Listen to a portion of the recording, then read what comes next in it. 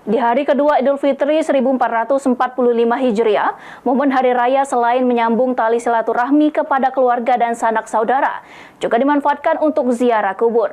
Ziarah ke makam ini sebagai suatu tradisi umat Islam di Indonesia.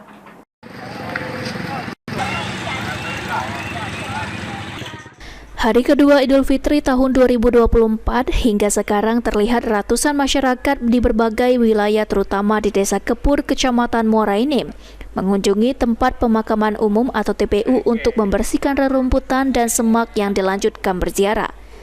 Ziarah kubur dimaksudkan untuk memanjatkan doa kepada anggota keluarga atau kerabat yang telah meninggal dunia, sembari menaburkan bunga serta menyiramkan air ke batu nisan. Salah seorang penziarah dari Palembang, Alfitrah, yang sengaja pulang kampung di momen Idul Fitri mengatakan, acara seperti ini sangat bagus untuk bersilaturahmi ke keluarga karena terbatas aktivitas dan kesibukan masing-masing. Di momen ini juga selain bersilaturahmi kepada yang masih hidup, juga dimanfaatkan untuk berziarah kepada yang sudah meninggal. Dengan mengingat para almarhum, kita akan menjadi hamba Allah yang soleh dengan saling memaafkan. Pesan yang mendalam berziarah kubur ini mengingatkan bahwa kita pun akan kembali kepada Allah Subhanahu wa Ta'ala. Pertama di Lebaran memang acara mudik, kita di sini ketemu dengan keluarga. Namun lebih dari itu kita ziarah ke tempat orang tua. Momen seperti inilah momen yang paling baik karena apa?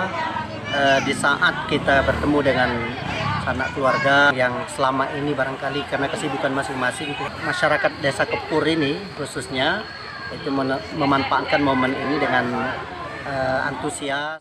Ditambahkan Alfitrah, momen Idul Fitri ini selain menyambung silaturahmi baik kepada yang masih hidup, juga untuk mengenang kepada keluarga yang sudah mendahului dengan menjalankan tradisi ziarah dan bersilaturahmi saat Lebaran. Mardiansyah, PAL TV.